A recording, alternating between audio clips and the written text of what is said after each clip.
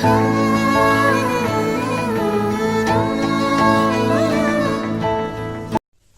we are boiling the clams now. Because they're dirty. Dirty And things do not belong in our home. And done taking now. You can see things now. Tell me, what are you boiling? Why is it coming inside the clam? Again, the dirty things. Why is the dirty things coming inside the clam? Because they were eating all the dirty things. And it's spitting out now. They're still alive. Mm. Look at this. This is how they are dying. See? They're dying. It's opening up. Yeah, it's opening up. Oh. I don't know. I don't know what has become blue. It's opening up. This is like a magic thing, They're right? so dirty. That's what's making this water blue. Grease water. Let's remove the clams out of the grease water. How will you remove it? Remove. Take it out. Take it out. Which part? This part? Yeah, this part. Take it out. Take it out. Ooh, nice. Nice. I'll keep this in my clam collection. Yeah, yes. Put it on the water, no, so that it can again get cleaned. Now your clam collection is going bigger, right? Don't. It's already done. Yeah. Ooh. They're finished off. Yeah. We'll again wash it, huh? This one is free. Yeah. There's some blue in it. No, because it is all there.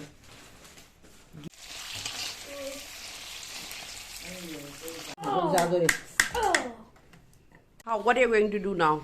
I'm going to massage this feet. It's massaging time. This is.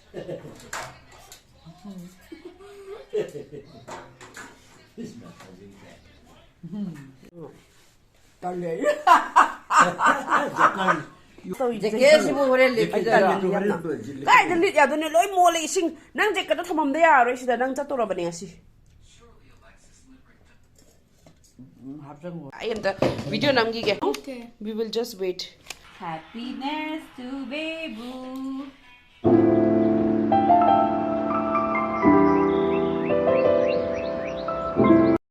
Ma.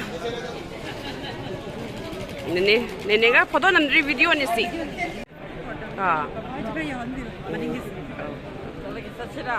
Yan. Say bye. Bye. Bye. Bye-bye terus dah.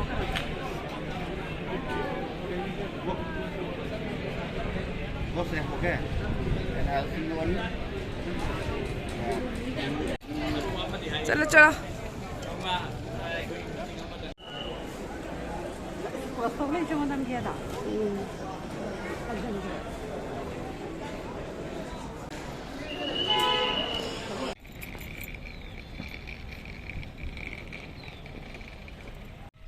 Methi se pani am di he. Seasonal loy bagi he adam ne. Methi paran thang idem hawe. Alu ka hong hau bu ne. Ai methi ne, alu ne, gajar ne, hoi thak ne hapa. Ano ba bu hul la se ko. Hundoi ne ngasi anong wama. Se ayam ba phuktak lage ba. Sin thambiro ra khra.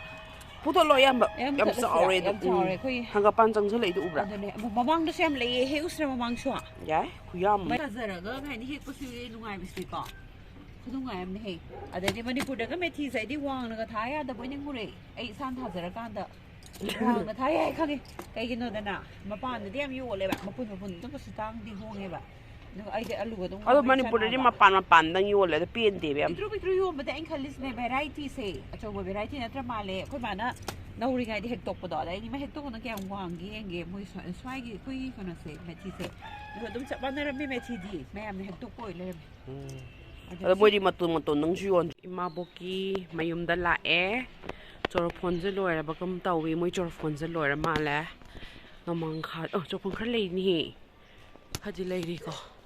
Manung dari khra pali. Sina nong mangkha, nong mangkha jam phazari ngo. Magi kano se. Lai ga se phazan sa le ha ni cha ba. Nong mangkha sa edum hek pudi he edu sida pa le za kok thu khra bade isu. Ma adagi hayai zu ura bo mayam. Hayai jam ti. Ko pa jam tau dre yo hayai se. Si hayai jam hau za ne. Adu ga na ngang sang to ni se yok sang yaw ra ba ne. Yok sang dai pra ngang to ni ko si se. Adagi asyong si tek tha ko pa la ni se phazai ꯇꯦꯛꯊꯒꯣꯏ ꯄꯥꯜꯂꯦ ꯋꯥꯎ ꯁꯣꯝ ꯅꯥꯀꯟꯗꯒ ꯑꯁ ꯁ꯭ꯋꯥꯏꯁꯦ ꯕꯤꯁꯅꯨ ꯅꯥꯄꯤ ꯑꯃꯗꯣ ꯊꯣꯛꯑꯦ ꯍꯥꯏꯕꯅꯤꯀꯣ ꯀꯤꯖꯩ ꯑꯩ ꯑꯗꯨꯅ sida yung si hayay si fazadra si hayay wow hayay charong je sida fazay as manung da charong leire hayay se charong leire hayay se yung para je manung da su yam leiri haiba kai da ma yeng sida ai namge mo siga ida hekta thamjan na ne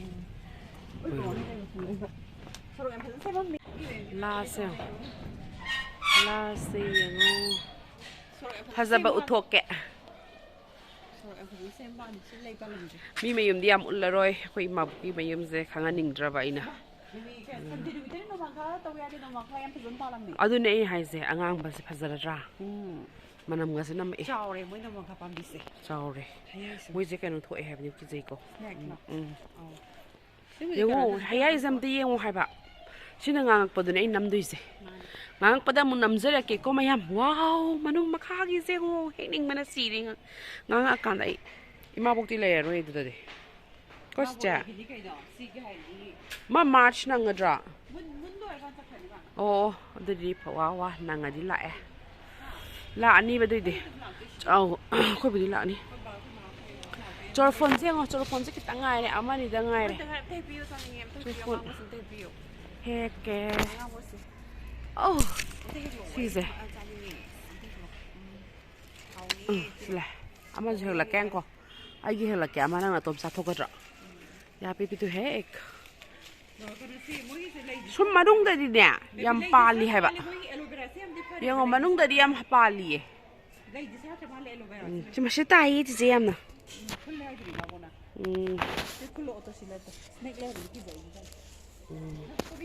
ai hajikan hai khun beda loi banai dre choro phon je yam tek thakoi palam me manung da yam pali ba to si ni adila kani he ma pan da mathak ta su yam pali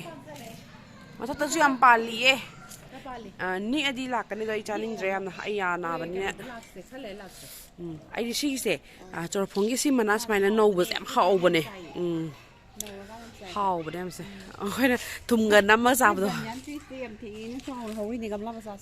lo thu ya ni si ni go Birds of Paradise uncle na Malaysia de por thalam me ma nei si ni kan khoi ma mai thai ju du ni man thai ni man pu bi re ni Malaysia de por e hai yengo se tomato ke no se small tomato do cherry tomato ra ni ma so na kan de go no mang kha batang dai hek lak yemdim su sauram me yamna bu thajadre da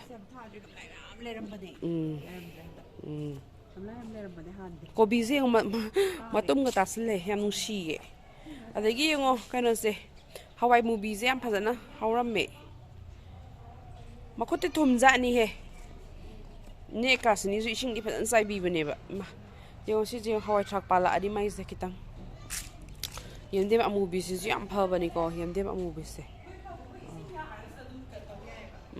adune aw siduna lai am lai re sigi ising je thakara sidagi kara thambau na han tali do aw sidagi thambau phan yam tan khra bani adang na thambau na te ga ha ba sidagi na te ga ha ba aina mi ma ne en hai de ima bo na ma ne hai de udra thambau ne boi yong ne thambau gi mara do yam tari snacks like the yaudra ki jaiye